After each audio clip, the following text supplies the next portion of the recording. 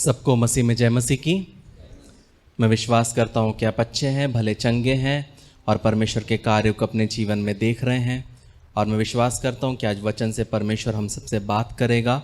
आज का वचन जो है वो बहुत सिंपल में वचन है, पर मैं विश्वास करता हूँ कि आत्मा हमसे बात करेगा और हमारी परिस्थिति को वो जानता है। आज बहुत लोग नहीं हैं क्योंकि कुछ बीमार है, कुछ आउट ऑफ स्टेशन है, कुछ ना कुछ कारण से, बट उसका वायदा है कि जहाँ 2 या 3 उपस्थित हैं उनके बीच में वो है। और हम यहाँ 2 या 3 से ज़्यादा हैं और विश्वास करते हैं कि परमेश्वर हमारे मध्य में है। और मैं विश्वास करता हूँ कि परमेश्वर आज अपने वचनों से बात करेगा। तो आज का जो वचन है वो है प्रेरितों के काम 12 उसके 1 से 14 में जब हम पढ़ते हैं वहाँ से मैं वचन को बांटूंगा। पहले में हम उसको पढ़ेंगे। वहाँ लिखा है प्रेरितों के काम 12 उसका 1 से 14 तक। क्या लिखा है? उस समय हेरोदेस राजा ने कलीसिया के कई व्यक्तियों को सताने के लिए उन पर हाथ डाले। उसने यूहन्ना के भाई याकूब को तलवार से मरवा डाला। जब उसने देखा कि यहूदी लोग इससे आनंदित होते हैं तो उसने पतरस को भी पकड़ लिया। वे दिन अख़मीरी रोटी के दिन थे। उसने उसे पकड़ के बंदीगृह में डाला और 4-4 सिपाहियों के 4 पहरों में रखा, इस विचार से कि फसह के बाद उसे लोगों के सामने लाए। बंदीगृह में पतरस बंद था, परंतु कलीसिया उसके लिए लौ लगाकर परमेश्वर से प्रार्थना कर रही थी। प्रियो, अगर हमारे जीवन में भी ऐसे दोस्त हैं कि जब हम कठिनाई में हैं और वो हमारे लिए लौ लगाकर अगर वो हमारे लिए दुआ करे तो हम बहुत धन्य हैं। अगर हमारे पास ऐसी कलीसिया है, ऐसे लोग हैं कि जब हम दुख से होके गुज़रते हैं, जब हम निराशा से होके गुज़रते हैं और वो बोझ के साथ, फॉर्मेलिटी के लिए नहीं बल्कि बोझ के साथ एक दूसरे के लिए अगर दुआ करते हैं, ये बहुत ही धन्य बात है। 6वां वचन जब हम पढ़ते हैं वहाँ लिखा है, जब हेरोदेस उसे लोगों के सामने लाने का था, उसी रात पतरस 2 जंजीरों से बंधा हुआ 2 सिपाहियों के बीच में सो रहा था और पहरुए द्वार पर बंदीगृह की रखवाली कर रहे थे। तो देखो, प्रभु का एक स्वर्गदूत आ खड़ा हुआ और उस कोठरी में ज्योति चमकी और उसने पतरस की पसली पर हाथ मारकर उसे जगाया और कहा, उठ जल्दी कर। और उसके हाथ से जंजीरें खुलकर गिर गई। तब स्वर्गदूत ने उससे कहा, कमर बांध और अपने जूते पहन ले। उसने वैसा ही किया। फिर उसने उससे कहा, अपना वस्त्र पहनकर मेरे पीछे हो ले। मैं निकलकर उसके पीछे हो लिया, परंतु ये ना जानता था कि जो कुछ स्वर्गदूत कर रहा है वह सच है, वरन ये समझा कि मैं दर्शन देख रहा हूँ। तब वे पहले और दूसरे पहरे से निकलकर उस लोहे के फाटक पर पहुँचे जो नगर की ओर है। वह उनके लिए आप से आप खुल गया और वे निकलकर एक ही गली होकर गए और तुरंत ही स्वर्गदूत उसे छोड़कर चला गया। तब पतरस ने सचेत होकर कहा, अब मैंने ये सच जान लिया है कि प्रभु ने अपना स्वर्गदूत भेजकर मुझे हेरोदेस के हाथ से छुड़ा लिया और यहूदियों की सारी आशा तोड़ दी है। ये जानकर कि वह यूहन्ना की माता मरियम के घर आया जो मरकुस कहलाता है। वहाँ बहुत से लोग इकट्ठा होकर प्रार्थना कर रहे थे। जब उसने फाटक की खिड़की खटखटाई तो रूदे नामक एक दासी देखने को आई। पतरस का शब्द पहचान कर उसने आनंद के मारे फाटक ना खोला, परंतु दौड़कर भीतर गई और बताया कि पतरस द्वार पर खड़ा है। उन्होंने उससे कहा, तू पागल है, परंतु वो दृढ़ता से बोली कि ऐसा ही है। तब उन्होंने कहा, उसका स्वर्गदूत होगा। प्रियो, जब हम मसीह जीवन में रहते हैं या जब हम इस दुनिया में रहते हैं, बहुत बार प्रियो ऐसा होता है कि हम कोई ना कोई प्रकार के जेल में फंस जाते हैं। और ये जो जेल होता है ये हम नहीं चाहते, लेकिन कभी कभी अनजाने में होता है, कभी कभी दूसरों की गलतियों के वजह से होता है, या कभी कभी हमारी लापरवाही के वजह से भी होता है। कभी कभी किसी के लिए एक जॉब एक जेल बन जाता है, क्योंकि वो पढ़ाई करते हैं, कॉन्ट्रैक्ट साइन कर देते हैं और 3 साल तक ना चाहते हुए भी उनको क्या करना पड़ता है, वो उसको उन जेल में उस जॉब में रहना पड़ता है। किसी के लिए जेल बिजनेस हो जाता है, वो नहीं चाहता था लेकिन प्रेशर में, पापा का प्रेशर, परिवार के प्रेशर में आके वो क्या करता है, बिजनेस चालू कर देता है। अब बिजनेस में पैसा जितना था पूरा लगा दिया, अब चाहकर भी वो उसमें से निकल नहीं पाता। कभी कभी कोई लोग चर्च में भी फंस जाते हैं। ऐसे भी चर्च है जहाँ पे आप जा सकते हैं पर आपको निकलना बहुत मुश्किल है, क्योंकि वो आपको एक कैद करके रखेंगे कि आप वहाँ से ना निकले और वो अपने फ़ायदे के लिए आपको उपयोग में लाएंगे। कभी कभी जेल हमारे दोस्त भी हो सकते हैं, कि हमारे दोस्त लोग हमारे लिए एक जेल का काम बनते हैं, जिसमें से हम कभी भी निकल नहीं पाते। हम चाहते हैं निकले, हम चाहते हैं हम सुधरे, लेकिन जो गलत संगति है, जो गलत दोस्ती यारी है, उसमें क्या होता है, वो हमें कभी भी अच्छा बनने नहीं देते। और सबसे कॉमन जो जेल होता है वो है शादी। अगर आपने शादी गलत व्यक्ति से किया, गलत समय पे किया, सोच विचार करके नहीं किया, तब ये सबसे बड़ा जेल है। क्योंकि बिजनेस खत्म हुआ, हम दूसरा बिजनेस चालू कर सकते, जॉब खत्म हुआ, हम दूसरा जॉब देख सकते, अगर चर्च प्रॉपर नहीं है आप दूसरे चर्च में आप देख सकते हैं, दोस्त अच्छे नहीं है तो आप दूसरे अच्छे दोस्त को चुन सकते हैं। लेकिन अगर आप एक गलत व्यक्ति के साथ अगर आपने विवाह कर लिया तो क्या होता है, उसमें से आप निकल नहीं सकते। दुनिया बोलती है डिवोर्स ले सकते हैं, दुनिया बोलती है कि हम कुछ भी कर सकते हैं, लेकिन वो दुनिया के लोग हैं। लेकिन जब हम प्रभु के लोग हैं तो सिर्फ दो ही कारण है कि हम अगर विवाह से अलग हो सकते हैं। सबसे पहला कारण या तो व्यभिचार, दूसरा कारण मृत्यु। ये दो के अलावा कोई भी कारण वचन नहीं बताता कि एक पति और पत्नी अलग हो सकते हैं। तो इसलिए बहुत ज़रूरी है प्रियो कि जब हम मसीह जीवन में हैं तो बहुत सोच समझ के हमको चलना है। और यहाँ पे हम देखते हैं कि राजा जो है वो एक कलीसिया के मेंबर के पीछे में है, और यहाँ पे जो हो रहा है ये राजनीतिक चीज़ें हो रही है।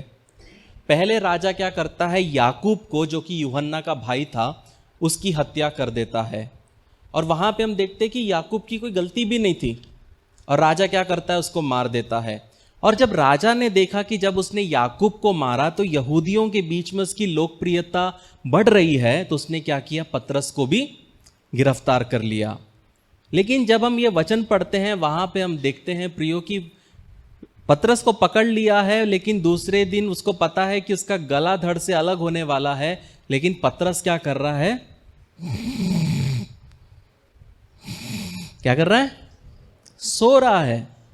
एक बच्चे के जैसे पतरस क्या कर रहा है, सो रहा है।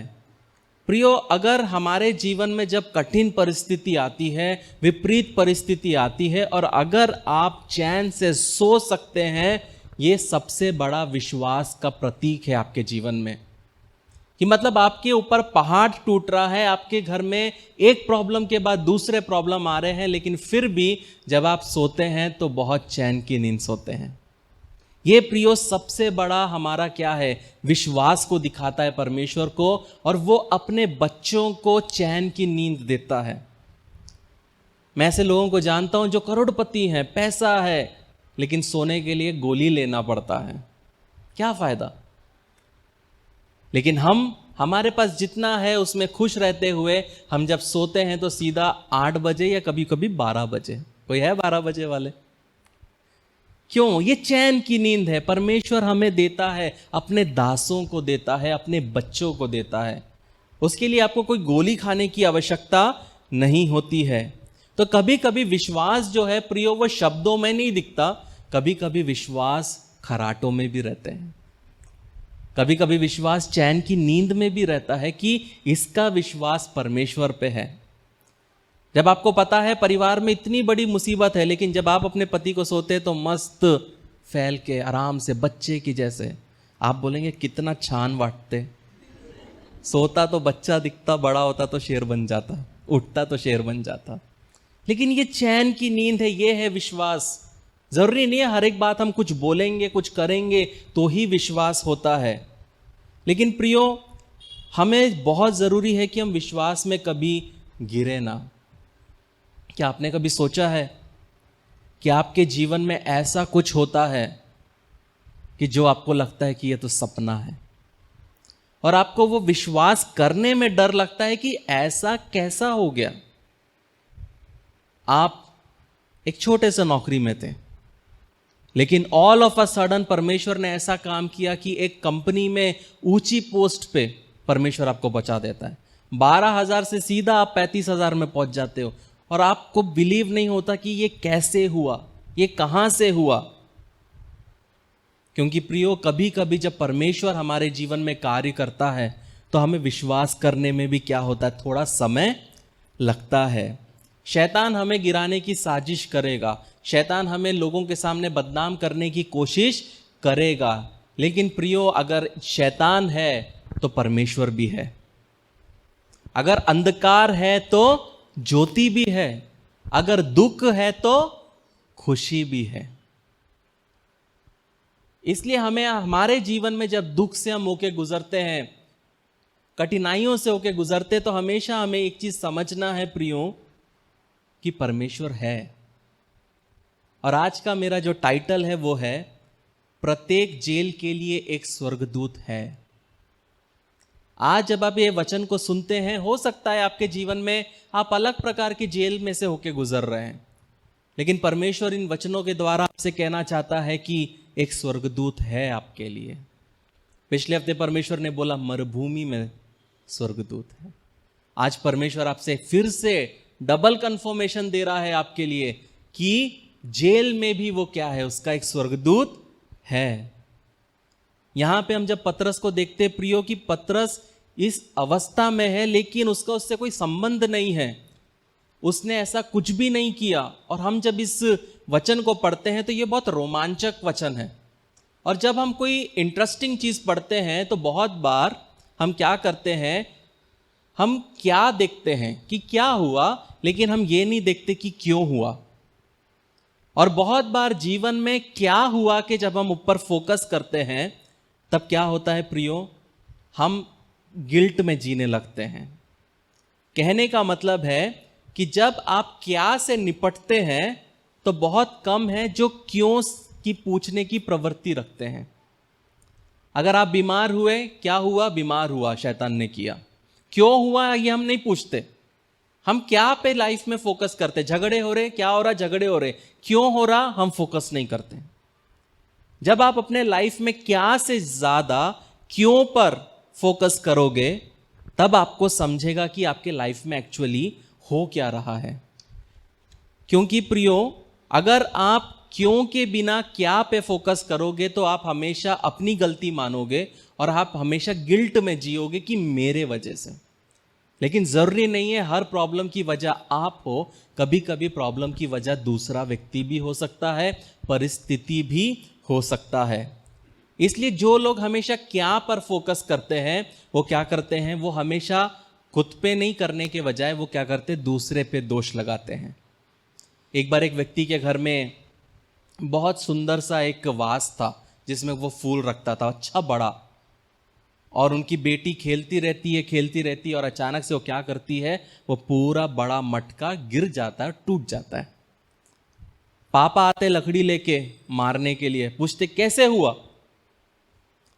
तो लड़की बोलती है शैतान ने मुझसे कराया। अब वो पापा उसको मारने गए थे, वो सुन के उनके मुंह से ही हंसी निकल गई और नहीं डिसिप्लिन किया उसको। कहने का मतलब है कि वो 4 साल की लड़की थी, लेकिन उसको पता है कि अगर मैं शैतान के ऊपर डाल दूंगी तो पापा मुझे कुछ नहीं कहेंगे। हमारे जीवन में जब हम क्या पर फोकस करते हैं तो हम हमेशा किसी को ढूंढते हैं, क्या, या तो पति पे, या तो पत्नी पे, या तो माँ बाप पे, या तो बच्चों पे, या कुछ भी हुआ तो शैतान पे। एक बार मैंने पहले भी बताया, एक बार एक औरत कुएं के पास लेटी थी, शैतान आता है, उसको उठाता है, उसको बोलता है साइड में जाके सो जा। फिर भी वो औरत कुएं के पास लेटती है, फिर शैतान आके बोलता है कुएं के पास मत सो, उधर जाके सो। फिर भी वो कुएं के पास सोती है। तीसरी बार आता है शैतान, एक झापड़ लगा। तो बोलते क्या हुआ तुझे, वो बोलता तेरी बेवकूफी की वजह से तू कुएं में गिरेगी, बदनाम मैं होऊंगा कि शैतान ने गिराया। परमेश्वर ने हमको क्या दिया है, बुद्धि दिया है, अकल दिया है। समझदारी से अगर हम अपने जीवन को जिएंगे तो बहुत स्मूथली ये जीवन को जी सकते हैं। लेकिन अगर हम समझदारी के बिना जो मन में आया, जैसा आया, किसी का भी सुन के अगर हम अपने जीवन को व्यतीत करेंगे, हम कभी भी जीवन में सक्सेसफुल नहीं होंगे। यहाँ पे पतरस जो है प्रियो, वो ये इस प्रॉब्लम में फंसने का वजह था क्रॉस फायर, गोला बारूद, गोलीबारी। आपने सुना है कश्मीर में क्रॉस फायर हो रहा है, हम सुनते वर्ड क्रॉस फायर, गोलीबारी। पाकिस्तान और इंडिया में गोलीबारी हो रही है, लेकिन इन दोनों के बीच में गोलीबारी में कश्मीर के लोग सहते हैं। वही हाल यहाँ पे क्या हो रहा है, पतरस का हो रहा है। और पतरस क्या है, वो बहुत मुसीबत में है और सुबह वो मरने वाला है, लेकिन उसका कारण शैतान नहीं था प्रियो, ना ही उसका कारण कोई अन्य शिष्य थे, और ये भी नहीं था कि वो पतरस की वजह से वो जेल में है या पतरस ने कुछ गलती की है।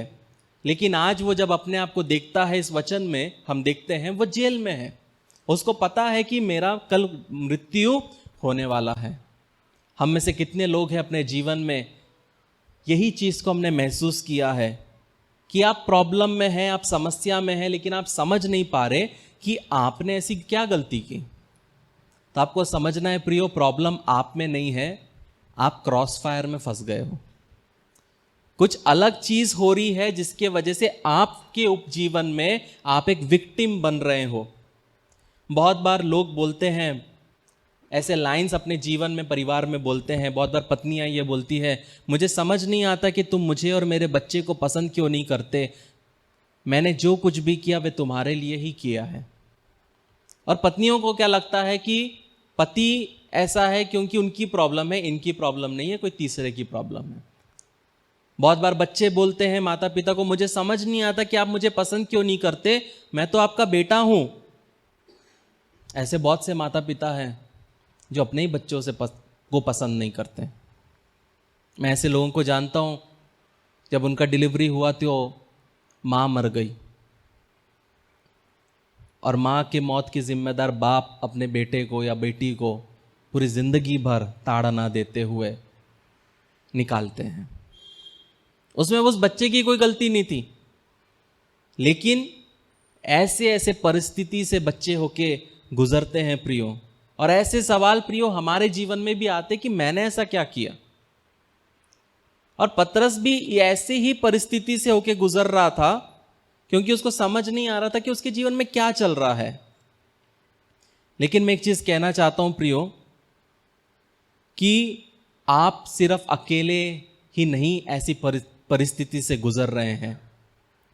आपको लगता है कि आप अकेले हैं, लेकिन ऐसा नहीं है। बहुत बार आपके जीवन में अच्छे लोग हैं जो आपको प्रॉपर गाइड करते हैं, तो भी आप अपने आप को अकेला महसूस कर सकते हैं। कई बार आप अकेले से गुजरते हो, अकेलेपन से गुजरते हो, लेकिन आपके आजू बाजू इर्द गिर्द लोग होते हैं। जैसे आप अकेले थे एक समय या अकेले हो, वैसे ही पतरस भी जेल में क्या था, अकेला था। उसके पास कोई याकूब नहीं था उसकी मदद करने, कोई यूहन्ना नहीं था उसकी मदद करने, बात करने, आसपास कोई भी व्यक्ति नहीं था। बहुत बार सिंगल लड़के या लड़कियां सोचते हैं कि जो लोगों की शादी हो गई है उनको कितना अच्छा है, हमेशा कोई ना कोई साथ में है। लेकिन ये भी झूठ है प्रियो। ऐसी भी परिस्थिति आती है कि एक पति पत्नी एक ही बिस्तर पे सोए हैं, लेकिन पति जो टेंशन से होके गुजर रहा है, पत्नी को बिल्कुल समझ नहीं आएगा। और कभी कभी ऐसी परिस्थिति आएगी कि पत्नी जो प्रेशर में है, जो टेंशन में है, वो पति को भी समझ में नहीं आएगा। और शादी के बाद भी आप महसूस करोगे कि मैं तो अकेला हूं।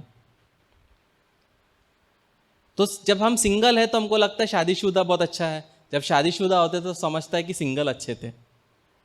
लेकिन हर एक व्यक्ति, चाहे आप सिंगल हो, शादीशुदा हो, या दादा दादी बन गए हो, नाना नानी बन जाओ, फिर भी हर एक के जीवन में अकेलापन आता है प्रियो। लेकिन पतरस ने ऐसा क्या किया प्रियो कि वो जेल में चला गया।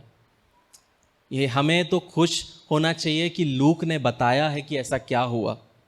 उसने बताया है कि पतरस के ऊपर क्यों ऐसा हुआ कि वो जेल में है।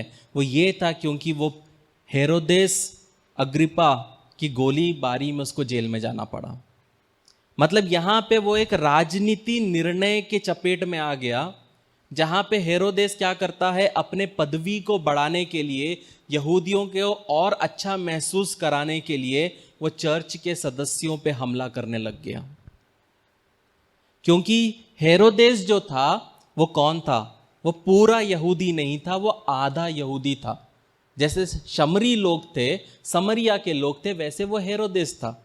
तो जब हेरोदेस की यहाँ पे चौकी पर भेजा गया तो वो चाहता था कि वो राजा बने, लेकिन वहाँ के जो यहूदी थे उन्होंने उसको एक्सेप्ट नहीं किया, क्योंकि वो प्योर यहूदी नहीं था। उसके माता पिता दोनों यहूदी नहीं थे। तो वो जानता था कि यहूदी लोग किसको पसंद नहीं करते? मसीहों को पसंद नहीं करते। तो इसीलिए, क्योंकि वो मसीहों से नफरत करते हैं, वो क्या करता है, वो उनको जीतने के लिए मसीहों की बलि करने लग जाता है, मसीहों को ताड़ना देना शुरू करता है। जब हम हेरोदेस के बारे में समझते हैं प्रियो, वो पतरस को नहीं जानता था, वो पतरस की परवाह भी नहीं करता था, वो पतरस के बारे में सोच भी नहीं रहा था। उसको कोई फर्क नहीं पड़ता था जो यीशु मसीह पे विश्वास करते हैं वो क्या विश्वास करते हैं, कैसे जीते, उसको कोई परवाह नहीं थी।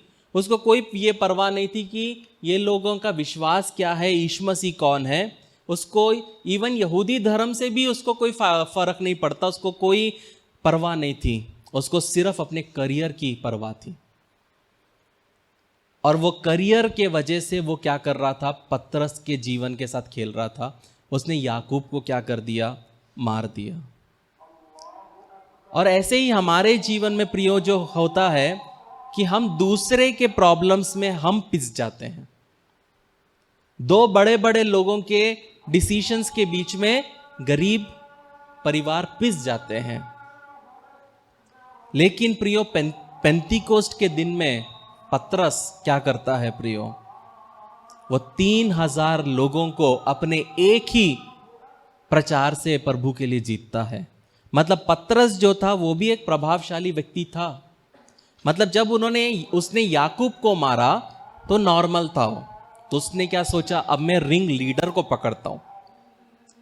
अगर एक नॉर्मल इंसान को मारने से यहूदी लोग इतने खुश हो गए, तो सोचो मैं इनके सरदार को पकड़ के अगर मारूंगा तो यहूदी लोग मुझे कितना पसंद करेंगे। और वो क्या करता है, इसीलिए पतरस को पकड़ता है। प्रियो, बहुत बार हमारे जीवन में भी हम अन्य लोगों की गलतियों के वजह से अपने जीवन में क्या करते हैं, खामियाजा को भुगतते हैं। कभी कभी बच्चे माँ बाप की गलतियों की वजह से सहते हैं, और कभी कभी माँ बाप बच्चों की गलतियों की वजह से सहते हैं। कभी कभी पत्नी पति के गलतियों की वजह से सहता है, और कभी कभी पति पत्नी की गलतियों की वजह से भी सहता है। लेकिन प्रियो, समझना यह है प्रियो कि हमारे जीवन में जो कुछ भी हो रहा है उसकी एक वजह है। सिर्फ लाइफ में क्या पे फोकस नहीं करना है, क्यों पे फोकस करना है कि ये हमारे जीवन में क्यों हो रहा है। यहां पे हेरोदेस को फर्क नहीं पड़ता प्रियो कि पतरस का क्या थियोलॉजी था, पतरस किस पे विश्वास करता है, वो क्या उपदेश देता है, उसकी क्या शिक्षा है, उसके जीवन में क्या दान वरदान है, उसके जीवन में कितनी शक्ति है, या उसने लोगों पे कितना एहसान किया है, या उसके जीवन में कितना अभिषेक है। उसको कोई फर्क नहीं पड़ता। फिर भी पतरस कहां पे है, जेल में है। जो लोगों को हमसे कोई फर्क नहीं पड़ता, कभी कभी आप अपने जीवन में देखोगे वही सबसे बड़े दुश्मन बन जाते हैं, जिनका हमसे कोई लेन देन नहीं है, लेकिन हम ये समझते हैं कि वो कर रहा है, लेकिन वो नहीं कर रहा है, कुछ और उनसे करा रहा है। इसलिए प्रियो, बहुत जरूरी है प्रियो कि जब हमारे जीवन में लड़ाइयां हो, समस्या आए, तो समझो कि क्यों हो रहा है। ये चीज बहुत सच्ची बात है कि अच्छे लोगों के साथ बुरी चीजें होती है, और वचन कहता है कि जब आप पवित्र जीवन को जियोगे, आपके जीवन में ताड़ना आएगी। लोग आपको पसंद नहीं करेंगे क्योंकि आप सच्चाई से, खराई से चल रहे हैं। और यहां पे हम देखते हैं कि बाइबल बताती है कि हेरोदेस ने सोचा कि अगर मैं इनको मारूंगा तो मैं बड़ा हो जाऊंगा। याद रखना प्रियो, किसी को मार के बड़ा होना व्यक्ति, कोई व्यक्ति अगर बड़ा होता है वह ज़्यादा समय तक नहीं है, क्योंकि यीशु मसीह क्या कहता है, जो तलवार से जिएगा वो तलवार से ही मरेगा। अगर आपने दूसरे की पदवी झूठ और फरेब से छीनी है, आपकी भी पदवी झूठ और फरेब से छीनी जाएगी। लेकिन यहां पे एक चीज समझना है कि पतरस नॉर्मल नहीं है। ये पतरस जो है सर झुकाने वालों में से नहीं है। ये पतरस कौन है? कान काटने वाला पतरस है। हर कलीसिया में प्रियो थॉमस होते हैं जो हर बात पे डाउट करते हैं। कुछ यूहन्ना होते हैं जो प्रभु के बहुत करीब रहते हैं। कभी कभी याकूब भी मिलते हैं जो कलीसिया के लिए अपनी जान जोखिम पर डालते हैं। लेकिन हर कलीसिया में पतरस भी होते हैं। जब ये कलीसिया में आते हैं तो बहुत पवित्र रहते हैं, प्रभु प्रभु प्रभु करते हैं। लेकिन थोड़ा सा स्क्रू कर दो, आपको पता चल जाएगा कि ये कौन है। ये कान काटने वाले पतरस हैं। लेकिन प्रियो, परमेश्वर ने उसी को चुना। जब हम पतरस के बारे में स्टडी करते हैं, जहां पे जो नहीं बोलना वो बोलता था। वह ऐसा व्यक्ति था कि यीशु मसीह बोलता था, शैतान मुझसे दूर हो जा। लेकिन फिर भी अपने 12 चेलों में यीशु मसीह ने पतरस को चुना। यीशु मसीह ने पतरस को चुना। पता है क्यों प्रियो? क्योंकि उसमें गलती मानने की क्या थी? आदत थी। कमियां हम सब में होगी, हम सबके जीवन में उतार चढ़ाव आएंगे, लेकिन हम किस तरह अपने जीवन को लेके चलते हैं वो बहुत मैटर करता है। और यहां पे हम देखते हैं कि पतरस क्या है, जेल के अंदर है। 2 सैनिक आजू बाजू है, आगे पीछे दाएं बाएं क्या है, 4 सैनिक है। प्रियो, आपके जीवन में जो सम्मान का जो स्तर है, ये निर्धारित करता है कि आपके जीवन में कैसे अटैक्स होते हैं।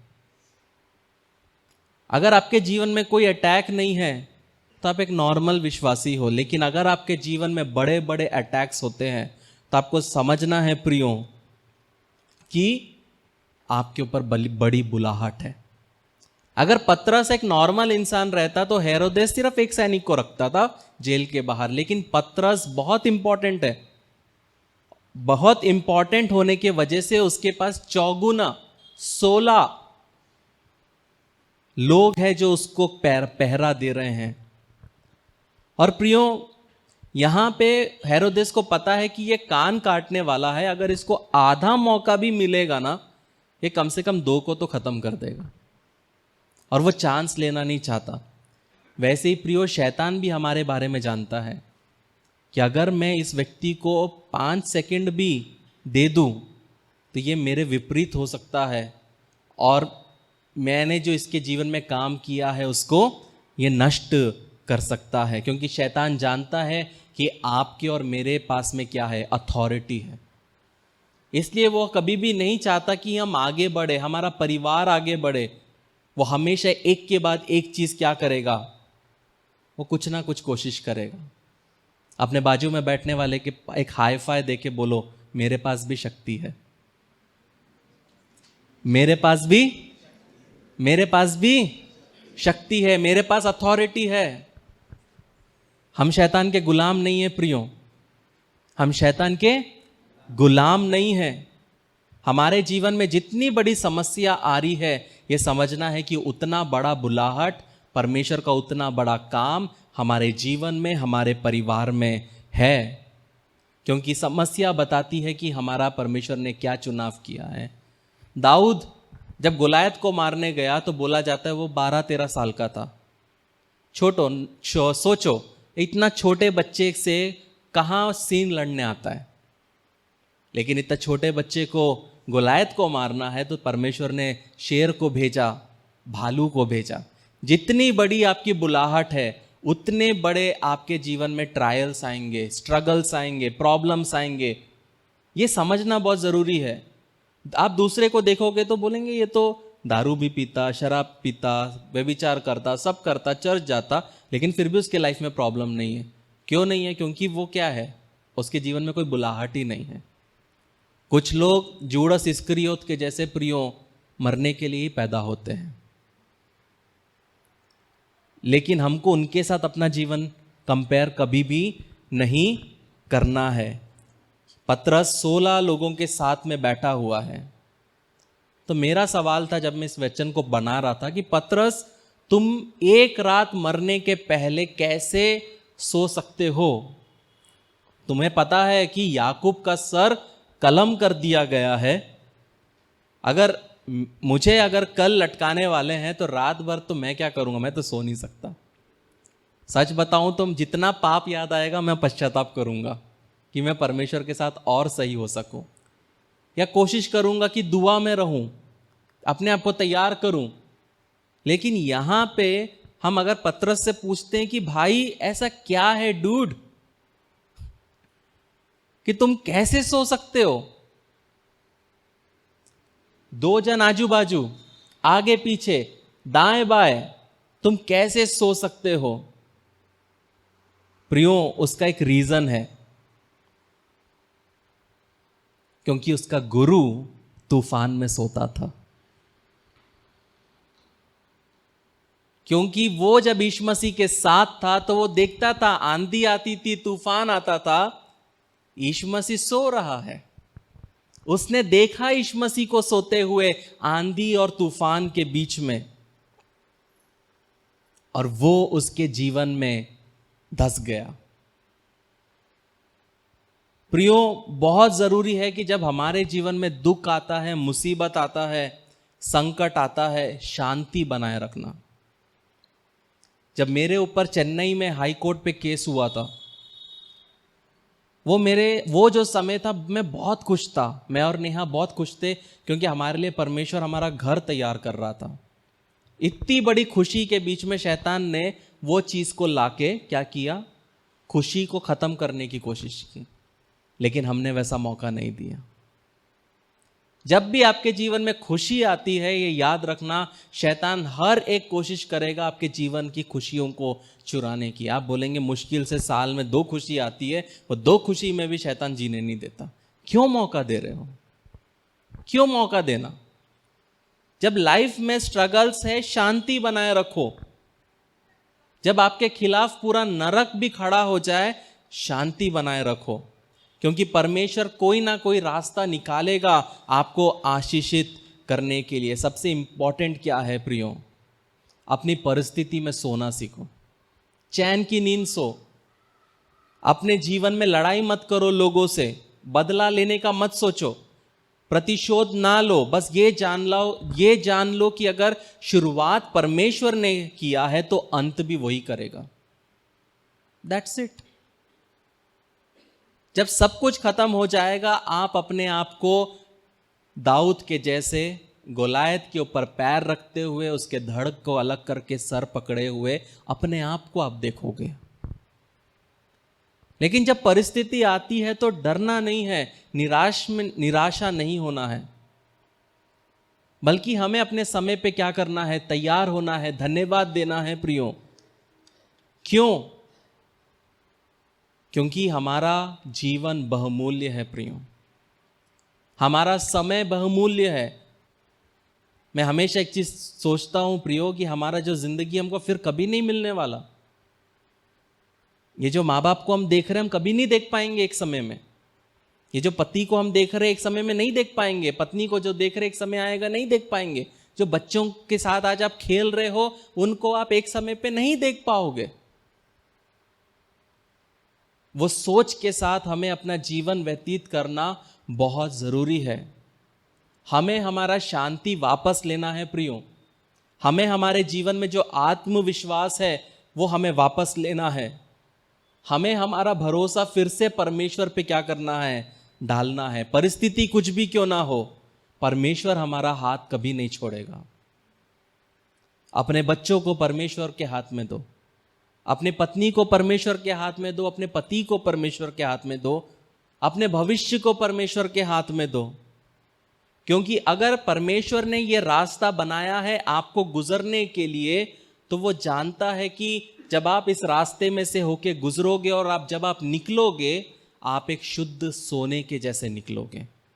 वह आपको क्या कर रहा है? तैयार कर रहा है।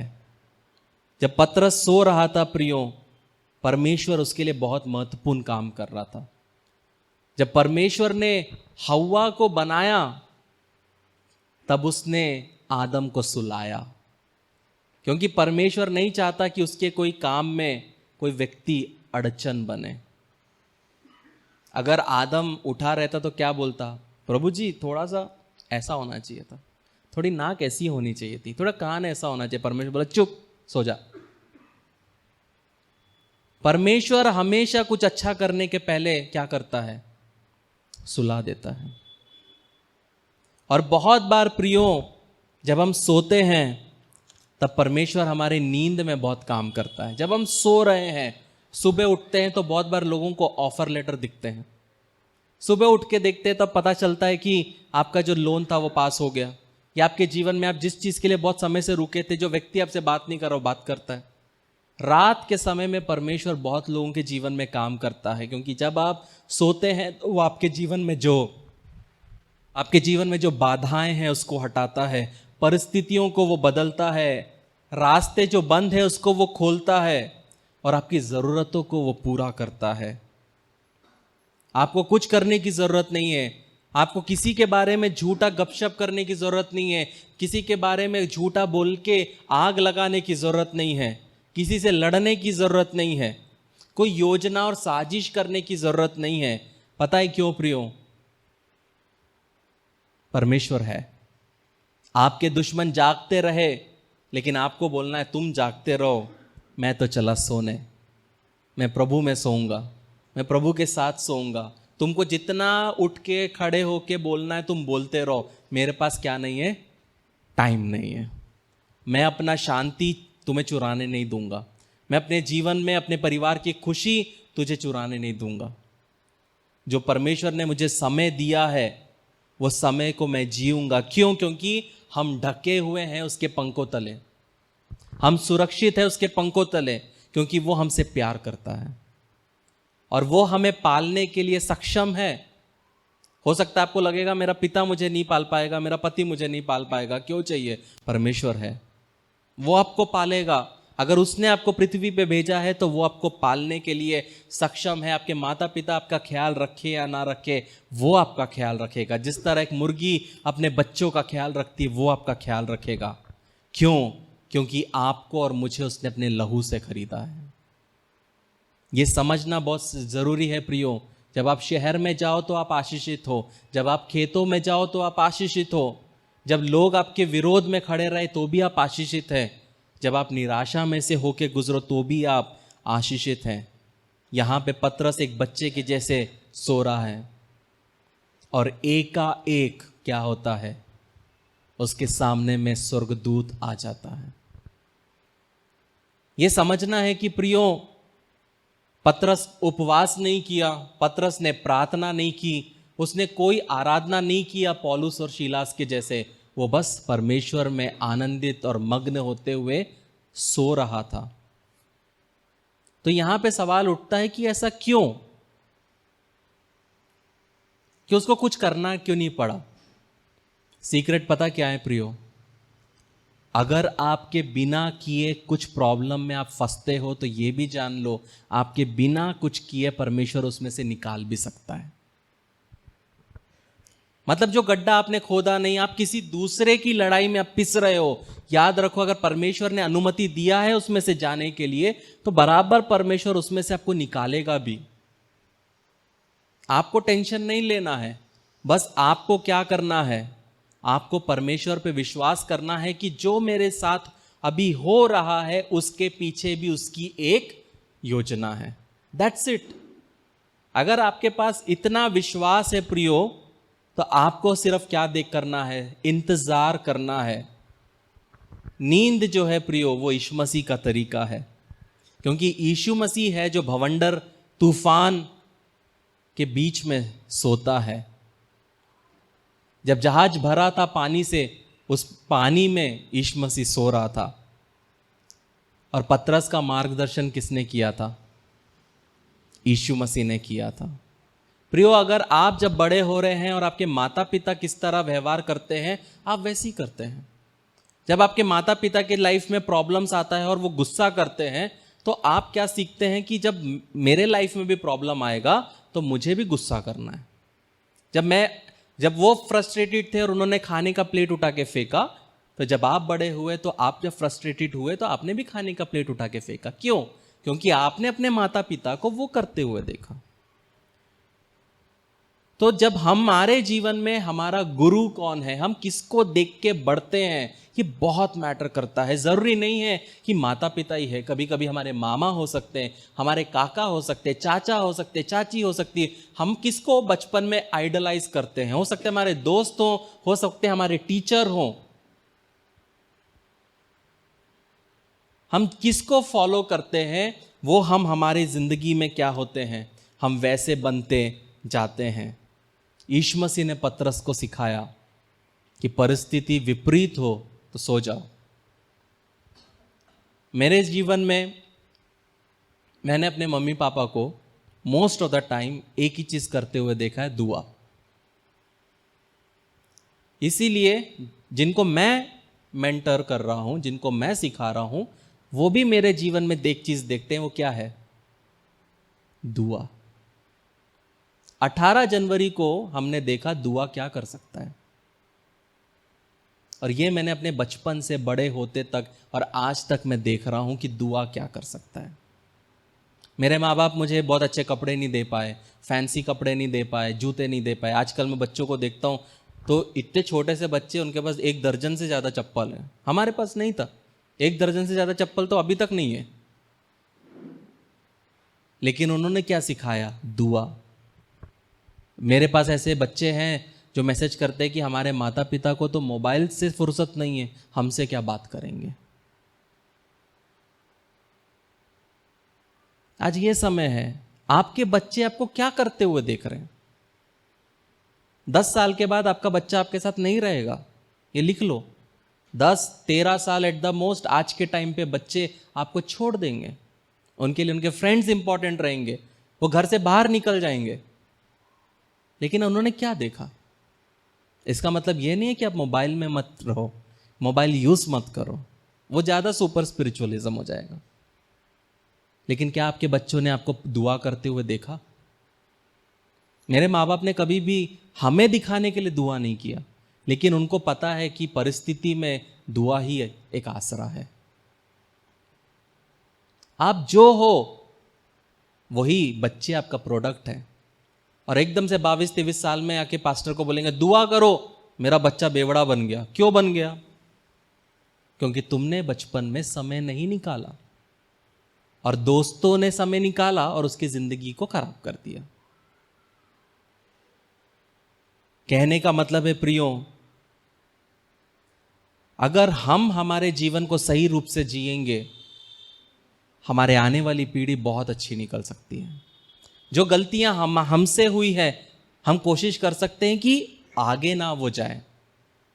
लेकिन समझने का मतलब यह है प्रियो कि जब परमेश्वर ने हमें बनाया तो एक वजह से बनाया। एकदम से स्वर्गदूत वहां पे आ जाता है। स्वर्गदूत एकदम से म्यूजिक नहीं बजाता, टेन टेन मैं आ रहा हूं। जैसे कुछ लोग रहते हैं हर चीज में उनको ड्रम बजाना है, ये मैं कर रहा हूं, दिखाना है। स्वर्गदूत चुपचाप आता है। ऐसा भी नहीं था कि वो आता है और एक गार्ड ऐसा खड़ा है, वो देख सकते गार्ड्स वहां पे। कोई बाइबल में नहीं लिखा है कि कोई 14 के 16 गार्ड सोए हैं, नहीं, सिर्फ पतरस सो रहा है। ऐसा भी नहीं है। स्वर्गदूत आता है, टेन टेन और वो गार्ड, क्या हुआ? कुछ नहीं। स्वर्गदूत को लाइमलाइट नहीं चाहिए, स्वर्गदूत को दिखावा नहीं चाहिए, वो फोकस्ड है लाइफ में। और वो क्या करता है? वो वहां उस जेल में आता है। हर जेल के लिए एक स्वर्गदूत रखा है प्रभु ने। हो सकता है आप भावनात्मक रूप के जेल में हो, आपके लिए स्वर्गदूत है। हो सकता है आप मानसिक रूप से जेल में हो, आपके लिए स्वर्गदूत है। हो सकता है आप शारीरिक रूप से जेल में हो, स्वर्गदूत है। हो सकता है आप मनोवृत्ति रूप से जेल में हो, स्वर्गदूत है। हो सकता है सामाजिक तौर पे जेल पे हो, स्वर्गदूत है। हो सकता है वित्तीय तौर पे, फाइनेंशियली आप जेल में हो, स्वर्गदूत है। हो सकता है आप बौद्धिक रूप से जेल में हो, स्वर्गदूत है। आपको एक चीज समझना है प्रियो, आपके लिए 100 स्वर्गदूत की जरूरत नहीं है, एक काफी है। जब हम दूसरा राजा 19 उसका 35 पढ़ते हैं, सेकेंड किंग्स 1935, वहां लिखा है, उसी रात में क्या हुआ कि यहोवा के दूत ने निकलकर अशूरियों की छावनी में 1,85,000 पुरुषों को मारा। और भोर को जब लोग उठे तो देखा कि शव ही शव पड़े हैं। एक स्वर्गदूत ने कितनों को मारा? 1,85,000। ये है स्वर्गदूत का पावर प्रियो।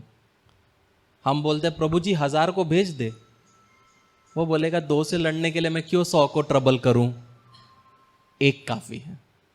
एक स्वर्गदूत हमारे लिए काफी है प्रियो।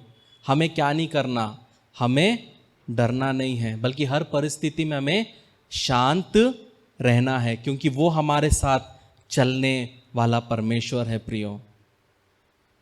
स्वर्गदूत उड़ने वाला था।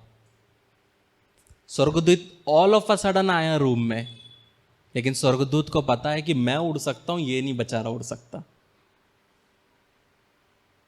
और वो क्या किया? पतरस के साथ चला। हमारा परमेश्वर को पता है हमारे लाइफ की लिमिटेशंस क्या है, और वो हमारे साथ चलता है दिन प्रतिदिन। वो स्वर्गदूत को पता था कि पतरस इंसान है, ये उड़ नहीं सकता, वो उसके साथ चलता। वैसे ही प्रियो, परमेश्वर हमारे साथ क्या करता है? दिन प्रतिदिन चलता रहता है। यहां पे हम देखते हैं कि सैनिकों के आंख खुले थे, लेकिन पतरस उनके सामने से गया, किसी ने नहीं देखा। ये हमारा परमेश्वर है प्रियो। लोग बैठे हैं देखने के लिए कि आप कब गिरोगे, आप कब गिरोगे, लेकिन वो कभी भी नहीं देख पाएंगे, क्योंकि परमेश्वर देखने नहीं देगा। क्योंकि परमेश्वर के लिए कोई भी काम असंभव नहीं है, क्योंकि जितने हथियार हमारी हानि के लिए बनाए जाएं, उनमें से कोई भी सफल नहीं होगा प्रियो। क्यों? क्योंकि हम राजाओं के राजा, प्रभुओं के प्रभु की आराधना करते हैं। हम जीवित परमेश्वर की आराधना करते हैं। सोच के देखिए प्रियो,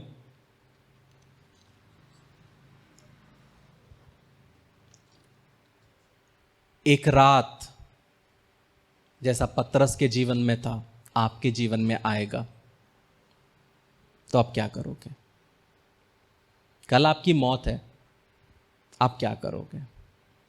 क्या आप सोओगे या आप विचलित होंगे? लास्ट में एक बहुत इंपॉर्टेंट चीज बोल के मैं खत्म करूंगा। जब स्वर्गदूत आया, जंजीरें गिर गई, गार्ड लोगों के सामने से वो गुजर गए, हर एक गेट अपने आप खुल गया, और जब तक वो बाहर नहीं गया उसके साथ में स्वर्गदूत था। लेकिन जब वो घर पे गया तो उसको क्या करना पड़ा?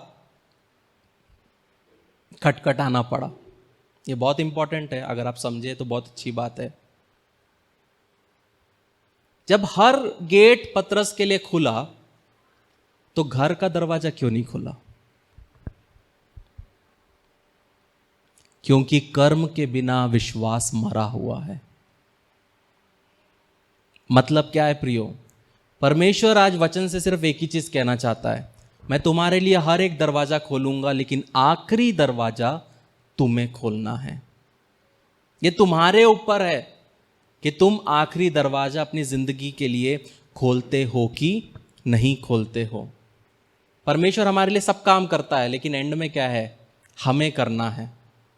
और वो जो आखिरी दरवाजा जो हमको खोलना है, अगर हम नहीं खोलेंगे तो क्या होगा प्रियो? कोई फायदा नहीं। परमेश्वर कभी नहीं चाहता कि आप गिरे, आप नीचे रहे। वो सब करता है, लेकिन उसकी भी पारी है और हमारी भी पारी है। यहां पे सब लोग दुआ कर रहे हैं पतरस आए, पतरस को परमेश्वर बचाए, लेकिन जब बचाता है और घर के सामने पतरस आता है तो रूदे जो थी दरवाजा खोलने के बजाय वो क्या करती, अंदर चली जाती है। बाद में वो खोलते हैं, लेकिन जब खोलना था तब वो नहीं खोलते। बहुत बार हम दुआ करते नौकरी के लिए, परमेश्वर नौकरी देता है, लेकिन हम उधर जाते नहीं क्योंकि वो हमारे हिसाब से नहीं। बहुत बार हम जीवन साथी के लिए दुआ करते हैं, परमेश्वर देता है, लेकिन हम फिर क्या करते, खोलते नहीं दरवाज़ा क्योंकि हमको पसंद नहीं है। हर एक क्षेत्र में परमेश्वर एक के बाद एक दरवाज़ों को खोलता है, लेकिन आखिरी दरवाज़ा आपको और मुझे खोलना है। अगर आप चाहते हैं कि परमेश्वर आपके जीवन में काम करे तो वो दरवाज़ा खोलना ज़रूरी है। परमेश्वर आपको बुद्धि देगा, ज्ञान देगा, समझ देगा, ऐसा कर ऐसा कर ऐसा कर, लेकिन at the end of the day आपको करना है। एक समय है कि स्वर्गदूत आपको बचाएगा, लेकिन एक समय है जब आपको कदम उठाते हुए आगे बढ़ना है। परमेश्वर आपके साथ है, उसका स्वर्गदूत आपके साथ है, लेकिन खटखटाना आपको पड़ेगा, मेहनत आपको करना पड़ेगा, और परमेश्वर उस मेहनत को आशीषित करेगा। हालेलुया। इन वचनों से परमेश्वर आशीषित करें। तो आप विवाह के लिए आगे कदम बढ़ाने को तैयार हैं। बधाई।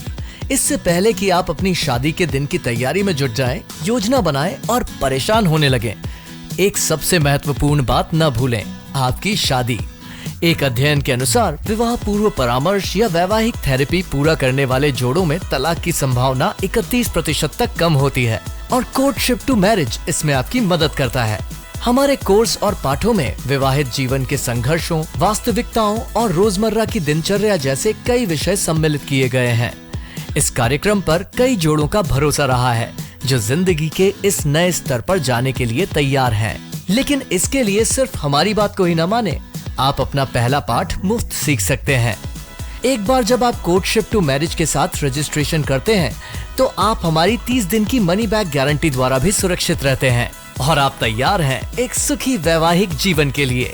courtship2marriage.com पर आज ही अपना पहला लेसन शुरू करें।